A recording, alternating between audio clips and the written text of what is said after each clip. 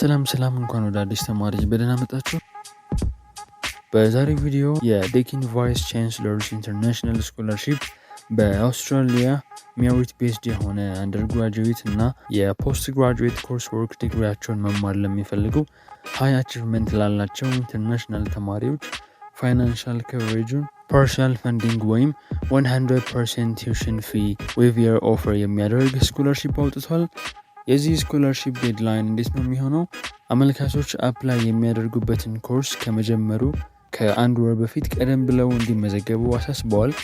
ለዚህ ስኮላርሺፕ ክራይቴሪያ ኤሊጂብል ለመሆን በመጀመሪያ ኢንተርናሽናል ስቱደንት መሆን፣ የፕሪቪየስ ስተዲያችሁን 85% አቨሬጅ አቺቭ ማድረግ እንዲሁም የዴኪንስ እንግሊሽ ላንጉጅ ሪኳርመንትን ማሟላት ይጠበቅባችኋል ማለት ነው። ይህ ማለት ለአንደርግራጁዌት ተማሪዎች ሚኒመም 6 IELTS እንዲሁም ለፖስት ግራጁዌት ተማሪዎች ደግሞ ሚኒመም IELTS 6.5 ማምጣት ይኖርባችኋል ማለት ነው። በመቀጠል የዚህን ስኮላርሺፕ ቤኔፊቶች እንመለከታለን።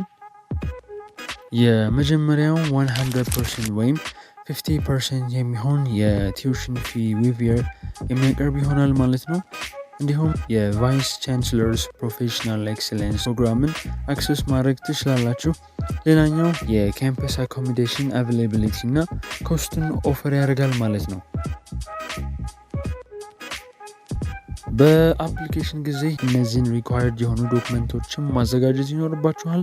አንደኛው አፕሮክሲሜትሊ 300 ወርድ የሚሆን ፐርሰናል ስቴትመንት ማዘጋጀት ነው።